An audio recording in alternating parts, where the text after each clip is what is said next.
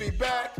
But then there are special, special moments that really touch your heart. Not only is my boy RC in the studio, suited down, ready to go for first take, but the one, the only, the ultimate insider himself, Mr. Adam Schefter is in the house. I feel so privileged. Hold on, get emotional right now. First takes in the house. Holla at your boy! Woo! Just because we signed him doesn't mean we're going to have him. He was hurt 6 games last year. Seriously. We've signed, I remember signing a player for the highest paid at the position in the league, and he got knocked out 2/3 of the year, Dak Prescott.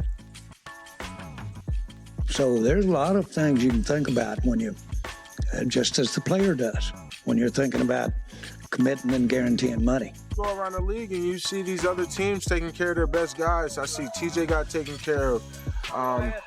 Max got taken care of. Miles got taken care of. And he got 2 years left on his deal. So it's hard to, you see a lot of people around the league getting taken care of. You just, wish you had something that, that same type of energy. If they don't want me here, they don't want me here. I'll go about my business. I understand the nature of the business. Hey, what's going on, everybody? Stephen A. already introducing everyone. RC all warmed up. Great to have you in the building. Thank you, Molly. Of course, Adam Schefter. Top of the here. Morning to you. SA, how we feeling from the West Coast? Well, first of all, I want to give the producers props. That's first things first, because the producers have me on the big screen. Very, very important. The fact that they got me on the big screen instead of that little damn screen over on the side, that's very important. Having said that, I will confess, even though I feel proud of them for that, it's not like I deserve it by myself. My man RC and the one and only Adam Schefter in the house. They deserve the big stage, too. So I stand there. All right. Well, let's give them that today, SA, and let's dive right in. We played the back and forth from Cowboys owner Jerry Jones and their star defensive player Micah Parsons, because the saga continues. The number 12 overall pick in the 2021 draft is entering the final year of his rookie contract and has been one of the best players at his position since he stepped into the league. He's made the Pro Bowl every year of his career. Earlier this week, Stephen Jones had this to say to folks who think the Cowboys have been dragging this deal out with Micah. Take a listen. We don't drag deals out. We do deals when there's an opportunity to do a deal. And certainly no one knows what goes on internally with a particular negotiation. But, sometimes agents and players aren't ready to pull the trigger till they see other cards play. And what we're not going to do is go out and, do something that's not responsible in terms of, just in the name of getting a deal done 1 month earlier. Go do it.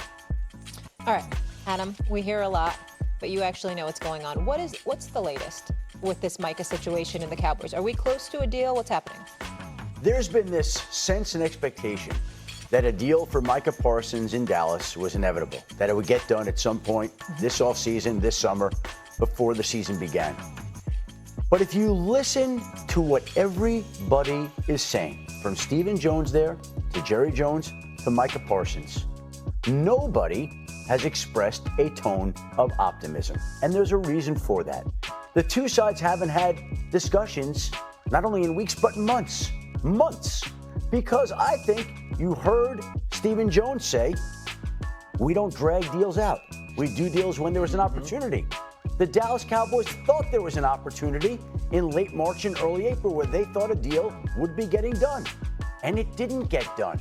At that point in time, Micah Parsons said the deal has to go through my agent when Micah and Jerry had been talking. And after that, talks died down. You heard Jerry Jones say, we've done deals with players that have been hurt, missed time.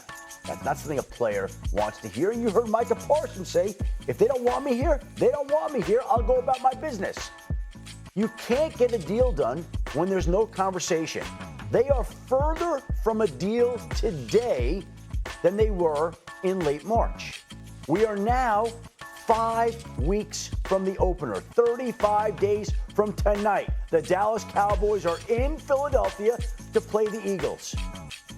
Unless the two sides start talking unless the two sides figure out a way to bridge their differences and get their hurt feelings out of the way, this is going to be interesting to see what happens and how Micah Parsons handles this. But the idea that a deal was inevitable and a formality needs to be dismissed right now. We'll see where this goes. Things can change quickly, but they are nowhere today. Nowhere, as RC can attest. And that's the other part that Adam's saying, though. There aren't conversations taking place. Whenever you have a player of this magnitude and a deal of this magnitude, there's normally a ton to work out logistically, but you understand that it's going to get done. This is, and Stephen A knows so much about basketball, this is SGA getting the Supermax. You know exactly what the numbers are because we've seen what TJ Watt has received. We saw what Myles Garrett has received. And Micah Parsons is younger than those players and also as productive and as meaningful to his team. For the conversation to have gone from we're in a good place, we don't need agents to do this deal, to Micah Parsons saying out loud and publicly, if they don't want me, then I will go about my business. This is equivalent to being in a relationship and having to say, you know what, you don't have to kick me out, I'll pack my own bags. And Micah Parsons now, as he prepares to play a season, the Dallas Cowboys, as they prepare to compete in the NFC East, could be headed down the road where on Thursday night versus the Philadelphia Eagles, Micah Parsons is not in pads because he doesn't have a deal. I thought that to be an impossibility early on this And let me say this before we get to Stephen A. You're saying we know the numbers. They're the Supermax numbers like SGA. And that is true. Micah Parsons is one of only 2 players in NFL history with at least 12 sacks in his first 4 seasons, with the other being Reggie White. But we also know these numbers, Ryan.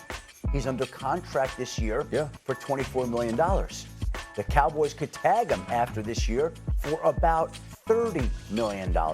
So the Dallas Cowboys could and would argue that they control Micah Parsons contractually for the next 2 years to the tune of $54 or so million. So if they don't get a deal done, then they don't get a deal done. This is equivalent to like signing Dan Orlovsky, signing Mina Kimes, Marcus Spears, and Ryan Clark, and then telling Stephen A, hey, you know what, you go on. Like that. Like that's not the way. That's not the. Shut up, Stephen A. Hey, there's a reason he's on the big screen. Exactly. That's not the way it works, Stephen A. Like they don't work like that, bro. Let me say this, man. Let me say this in all seriousness. We need to look at Jerry Jones and bring up the word bully or abuse in this particular situation as it pertains to Micah Parsons for this one reason. Y'all were conversing with one another until Micah Parsons brought his agent into the equation, and since that time, there have been no talks. We all know Jerry Jones to be an adroit, highly skilled, very successful businessman. That's his lane. And players